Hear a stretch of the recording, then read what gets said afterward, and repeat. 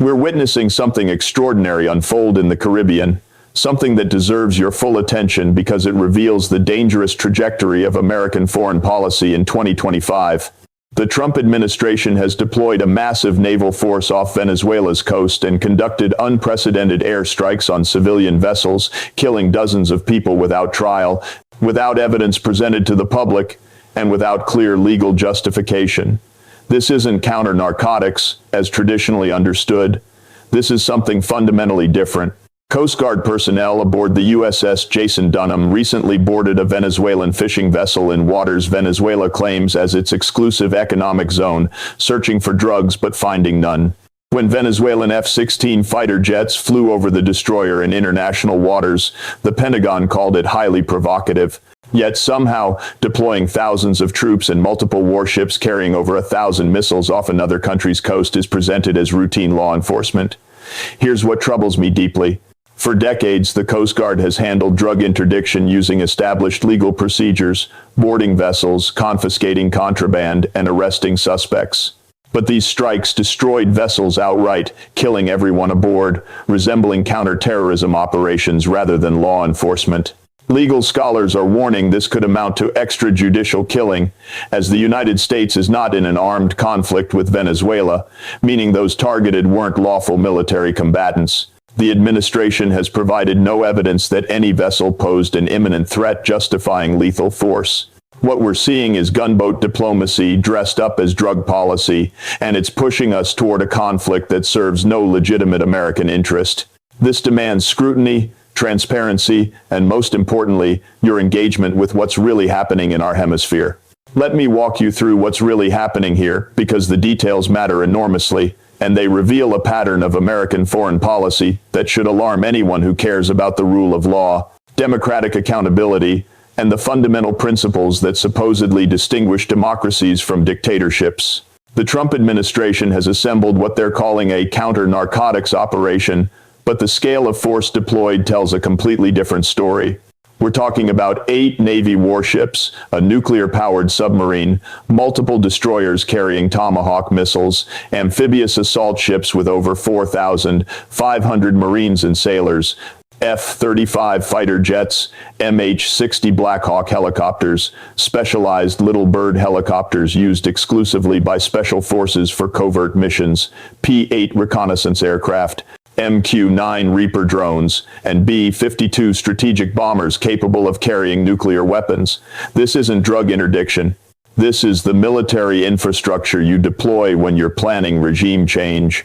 And now they're sending the USS Gerald R. Ford, the largest warship ever built by the United States, displacing over 100,000 tons with a crew of 4,600 people and carrying 9 aircraft squadrons along with at least 4 additional Arleigh Burke-class destroyers. When this carrier strike group arrives, it will mean nearly 20% of all deployed U.S. naval assets globally will be concentrated in the Caribbean. Think about that for a moment. 1/5 of America's deployed naval power focused on Venezuela. For perspective, during the height of operations against ISIS, we didn't concentrate this much firepower in the Middle East. During the tensions with North Korea over its nuclear program, we didn't deploy resources on this scale. But for what the administration claims is counter-narcotics work, the arithmetic doesn't add up. The incident with the Venezuelan F-16 flying over the USS Jason Dunham happened in international waters, not Venezuelan territorial seas. The Pentagon immediately characterized this as highly provocative and designed to interfere with counter-narcotics operations. But let's apply some basic logic here. Venezuela purchased those F-16 seconds from the United States back in the 1980 seconds. They're 40-year-old aircraft that Venezuela can barely maintain because of decades of American sanctions preventing them from acquiring spare parts. Venezuela has maybe 3 operational F-16As and 1 2-seat F-16B still flying out of the original 24 they purchased. These aircraft conducted a flyover of an American destroyer in international waters near their own coast. And somehow this is presented as a grave provocation requiring military threats in response. Now, flip the scenario. Imagine if Russia deployed its northern fleet off the coast of Florida. Let's say 8 warships, a nuclear submarine, their most advanced aircraft carrier, strategic bombers conducting flight operations within 50 miles of Miami, and then started attacking boats in international waters, claiming they were investigating smuggling operations. And when American F-15 or F-16 flew over to observe these Russian warships operating near American waters, Moscow called it highly provocative interference with their legitimate law enforcement activities. Would any American accept that framing? Would we not consider it our absolute right to monitor foreign military forces operating near our coastline? The double standard here is so glaring, it's almost offensive to intelligent discourse. Trump openly confirmed he has authorized CIA covert operations inside Venezuela and stated the administration is considering land-based military strikes on Venezuelan territory. Historically, when presidents authorize covert operations, they don't announce them publicly. That's what makes them covert. The fact that Trump is broadcasting this information tells us something crucial. This isn't about secrecy or operational security. It's about psychological warfare, about rattling the Venezuelan government, about creating an atmosphere of imminent threat. Constitutional lawyer Bruce Fein was unequivocal. Any use of the military, except in self-defense to an actual attack, requires express congressional statutory authorization, and the military attack on the alleged Venezuelan drug traffickers was unconstitutional.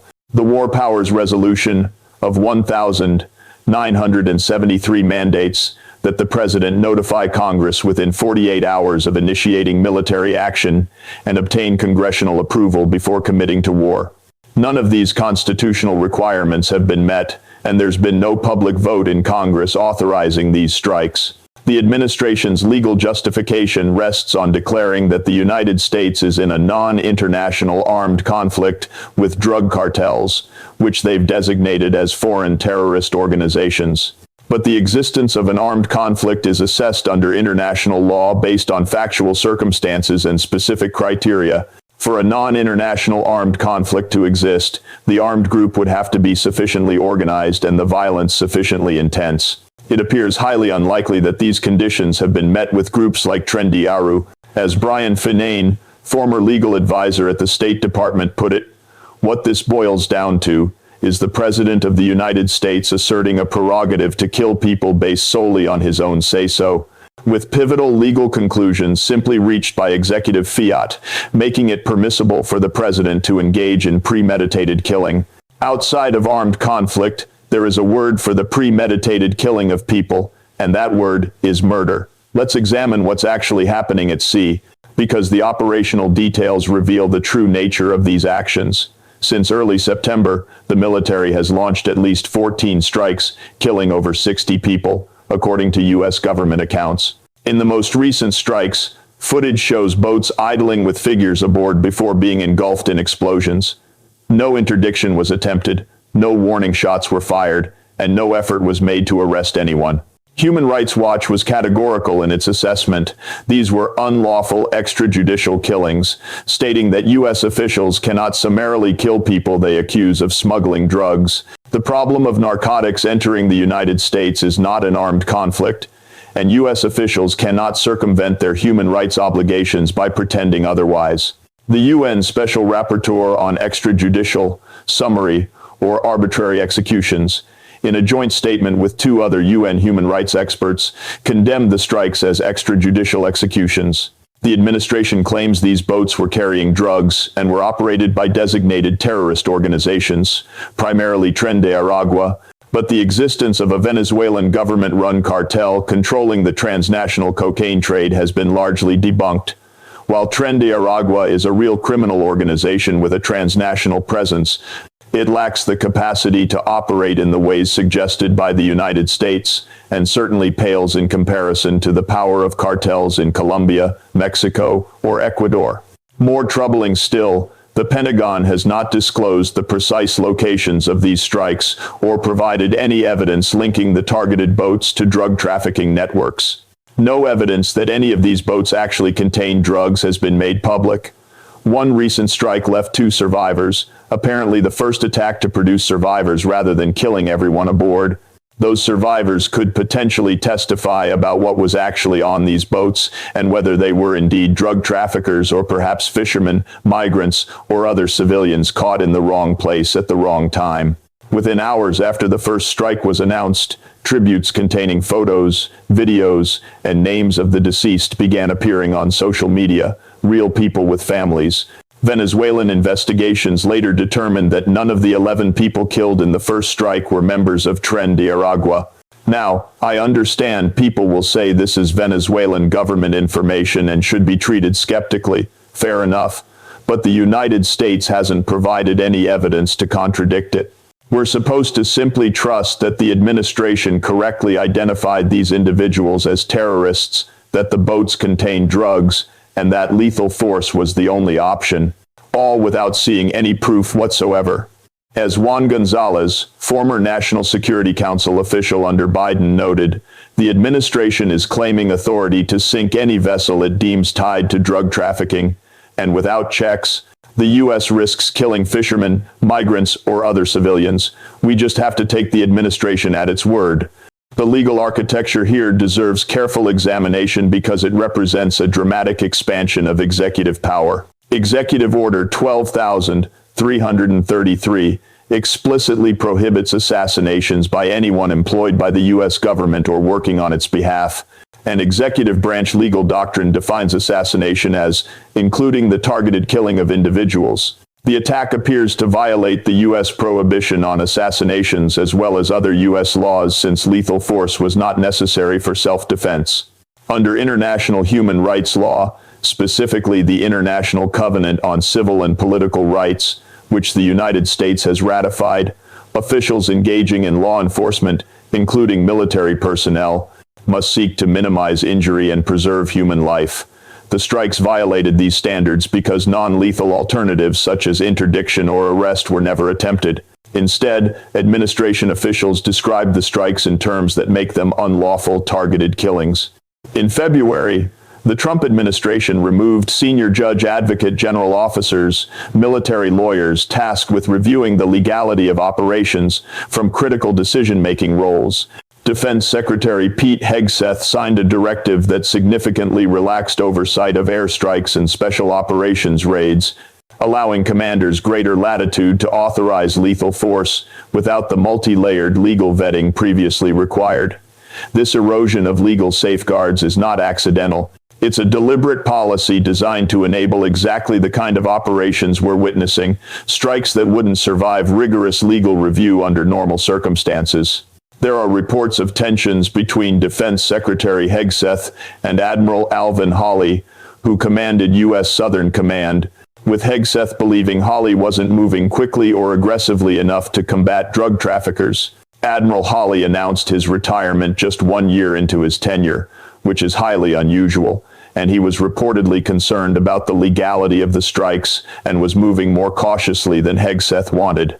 Multiple Pentagon lawyers have indicated that internal dissent is unlikely to dissuade the Trump administration from continuing its military campaign in the region.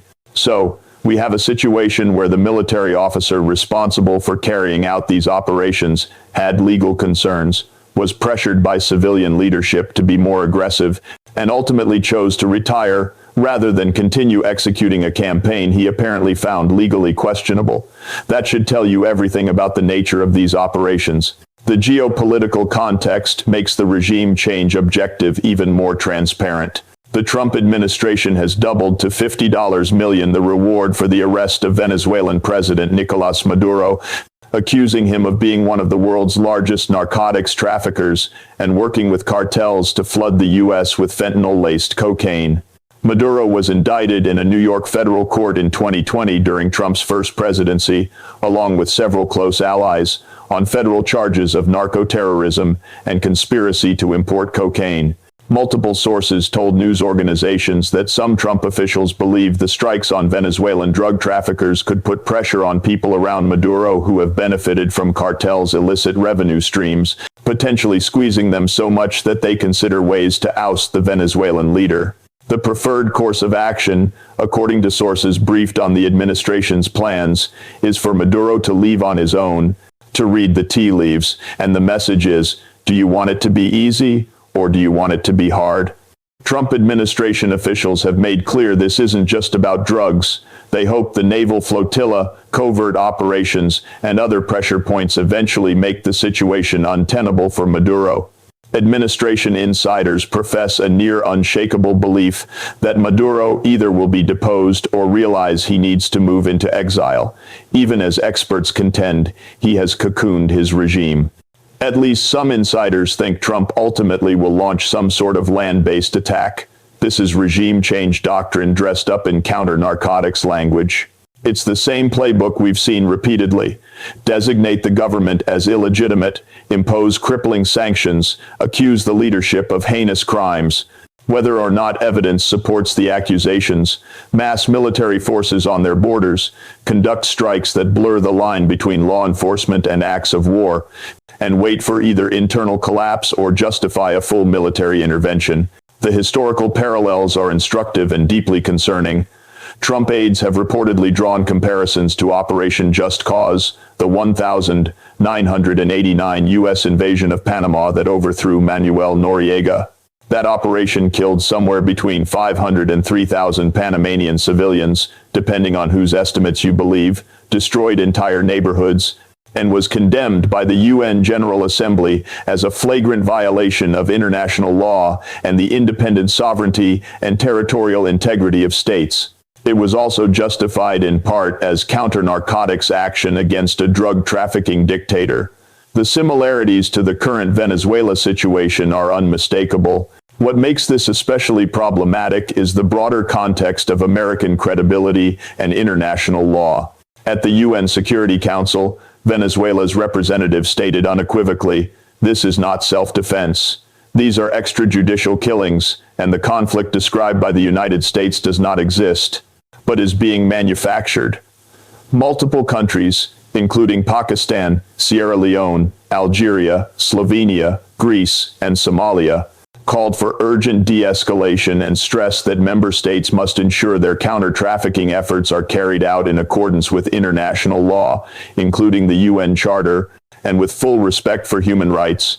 The representative of Sierra Leone cautioned against the unilateral use of force absent Security Council authorization or an armed attack necessitating self-defense, declaring that such actions would lack legal foundation.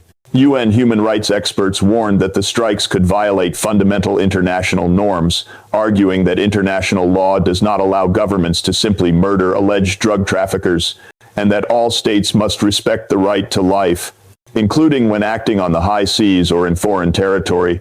They cautioned that the repeated use of lethal force in maritime operations blurred the line between law enforcement and armed conflict. Colombian President Gustavo Petro accused the U.S. of murder after a September strike he claimed killed a Colombian fisherman whose ship was adrift, and Trump subsequently announced he was cutting aid to Colombia. So now we're threatening to punish countries that object when we potentially kill their citizens in international waters without due process. The domestic political implications are equally troubling. Congresswoman Ilhan Omar stated that Congress has not declared war on Venezuela or Trinidad, and the mere designation of a group as a terrorist organization does not give any president carte blanche to ignore Congress's clear constitutional authority on matters of war and peace. Senator Mark Warner said on CBS that he expected to be briefed and expressed concern about international laws of the sea regarding interdicting boats, noting there's supposed to be a warning shot fired and an attempt to take vessels peacefully. But here's the critical point. Congress and the courts have historically been very deferential to presidents when they assert the authority to use military force, especially when the president invokes terrorism as the threat being addressed.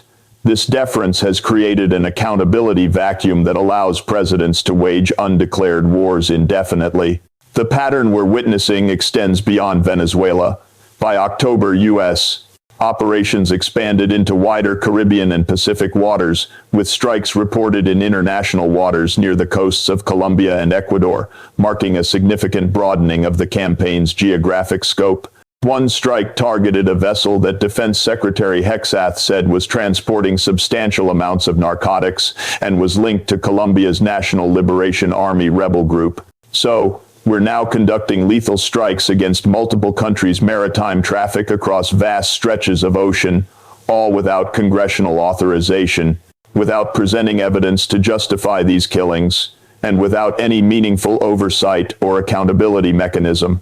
International law experts have said it's an unprecedented amount of military hardware to confront suspected drug boats, fueling questions about whether the operation is about countering narcotics trafficking or instead toppling Venezuelan leader Maduro. Benjamin Gedane, who led the Venezuela portfolio at the Obama White House, stated, "It's such overkill in this naval deployment that there could be no justification if all the United States is trying to do is to attack a couple of small boats and intimidate drug traffickers. The force-to-mission mismatch is so extreme that it becomes impossible to maintain the fiction that this is genuinely a counter-narcotics operation." Venezuela, for its part, has responded by mobilizing its military forces. Maduro has claimed his volunteer militias now have more than 8 million reservists, and as of mid-October, 20 out of 23 Venezuelan states have been militarized as part of military mobilizations called Independence 200.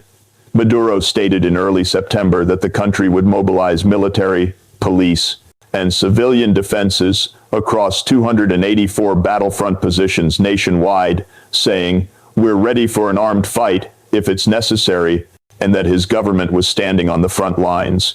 Whether these numbers are accurate or inflated, the basic reality is that Venezuela is preparing for American military intervention because they reasonably believe, based on the scale of U.S. military deployment and the administration's rhetoric, that such intervention may be imminent. This brings us to a fundamental question about American foreign policy and international order. If the United States can unilaterally decide that it's in an armed conflict with nebulously defined non-state actors, designate any group it chooses as terrorists without rigorous evidentiary standards, deploy massive military force to any region it deems relevant to its interests, conduct lethal strikes in international waters without meaningful oversight, and do all of this without congressional authorization or accountability to international law, then what exactly distinguishes American behavior from the kind of might-makes-right imperialism we claim to oppose? Historian Greg Grandin said the strikes were bringing the logic of Gaza into the Caribbean in terms of unaccountability, impunity, and an expansive notion of national defense to justify what is, in effect, just extrajudicial killing. That's a powerful and uncomfortable analogy, but it captures something essential about what we're witnessing. We're seeing the normalization of summary execution as a tool of foreign policy, the abandonment of legal constraints that previously limited executive power, and the militarization of problems that are fundamentally economic and social in nature. The drug trade exists because there's massive demand in the United States and because prohibition creates enormous profit margins that make trafficking attractive despite the risks. You cannot solve demand-side problems with supply-side military force. Decades of the war on drugs have proven this conclusively. The broader strategic implications are profound. The Ford carrier strike group's departure from the Mediterranean means Europe and the Middle East are now without an aircraft carrier presence, while naval firepower is concentrated in Latin America.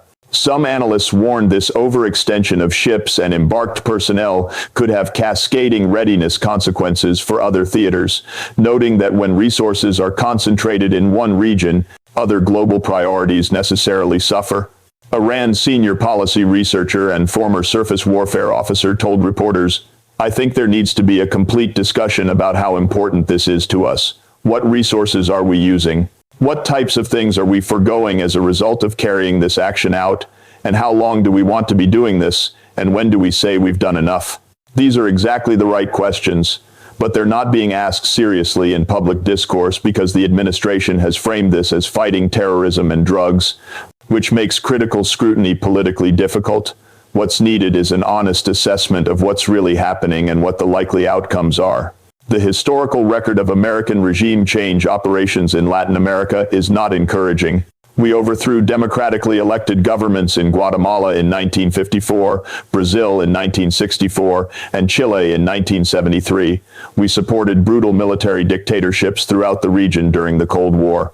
We invaded Grenada in 1983 and Panama in 1989. We backed the Contras in Nicaragua throughout the 1,980 seconds. We attempted regime change in Cuba repeatedly, and in virtually every case, The human costs were enormous. The long-term outcomes were destabilizing, and the stated justifications, fighting communism, fighting drugs, protecting democracy, proved to be either exaggerated or entirely pretextual. If the United States succeeds in overthrowing Maduro, what comes next? Venezuela is a country of nearly 30 million people with deep political divisions, armed militias loyal to the current government, Russian and Chinese economic and military ties, and massive oil reserves that will inevitably be contested. Who governs after Maduro? The opposition is fragmented and has struggled to present a unified alternative. Does the U.S. military occupy Venezuela to ensure stability? For how long? At what cost in lives and resources? Who pays for reconstruction? What happens to the millions of Venezuelans who support or have accommodated themselves to the current government? History suggests that regime change operations rarely produce the stable, democratic, pro-American outcomes their architects envision. And if the operation fails, if Maduro survives this pressure campaign, then what? The United States will have expended enormous military and diplomatic resources, further alienated Latin American countries who see this as bullying and imperialism, strengthened Maduro's nationalist credentials, and demonstrated that even massive American military power cannot reliably achieve regime change objectives. That's a strategic defeat with consequences that will reverberate across multiple regions as other countries assess American power and resolve. The fundamental problem is that we're not having an honest national conversation about any of this. The administration presents this as counter-narcotics and counter-terrorism, which are politically popular, and allow them to avoid serious debate about whether regime change in Venezuela serves American interests or whether the methods being employed are legal, ethical, or likely to succeed. Congress largely abdicates its constitutional responsibilities, unwilling to challenge presidential war powers, especially when the operations are framed in terms of fighting drugs and terrorism. The media coverage focuses on tactical details, what ships are being deployed, how many strikes have occurred, rather than the fundamental questions about legality, necessity, and likely consequences. Citizens deserve it better. We deserve a foreign policy that's transparent about its objectives, honest about the methods being employed, respectful of constitutional and international legal constraints, and realistic about probable outcomes. What we're getting instead is a military operation of extraordinary scale, pursuing regime change objectives through means that violate domestic and international law, justified by claims about drug trafficking and terrorism that don't withstand serious scrutiny, with virtually no public debate about whether this serves American interests or reflects American values. The stakes extend far beyond Venezuela. If this operation succeeds through these methods, it establishes precedents that future presidents will invoke to justify similar actions elsewhere. If it fails, it will demonstrate the limits of American power and encourage adversaries to challenge American interests more aggressively. Either way, we're shaping the international order in ways that will affect American security and prosperity for decades. That deserves serious public engagement, congressional oversight, and a much more rigorous examination of whether what we're doing is wise, legal, and ultimately in our national interest. Right now, we're getting none of that.